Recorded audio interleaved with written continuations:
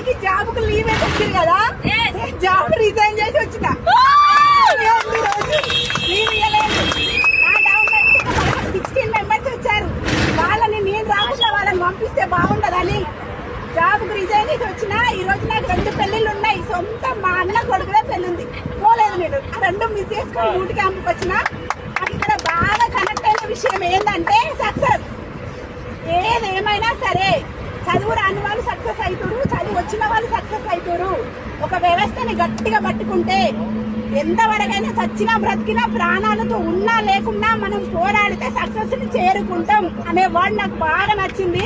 కోటీశ్వర్ల జాబితాలో నా పిల్లల్ని కూడా ఉంచాలని ఫిక్స్ అయిన గట్టిగా.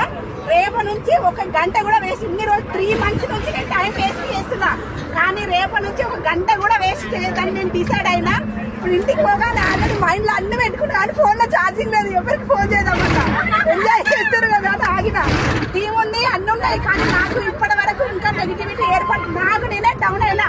నా అప్లైనర్ కి కాల్ చేస్తే మంచి రెస్పాన్స్ ఇస్తుంది నాకు. నా మెంటర్ గా చూప్ చేసుకున్న జగదీశ్వర్ సార్, అక్షయ మేడం, వాళ్ళు కూడా నాకు మంచిగా ప్రిఫరెన్స్ ఇస్తే, కానీ నేను డల్ అయినా. బూట్ క్యాంప్ వచ్చి నేను యాక్టివ్ అయినా, నా డౌన్ లైన్స్ కూడా యాక్టివ్ చేస్తా. రేపు నుంచి 1 అవర్ కూడా వేస్ట్ చేయకుండా, నేనేదైతే 1 year 1 lakh అన్నారు కదా, నెక్స్ట్ ఇయర్ ఎండింగ్ లోపు 1 lakh తీసుకోవాలని డిసైడ్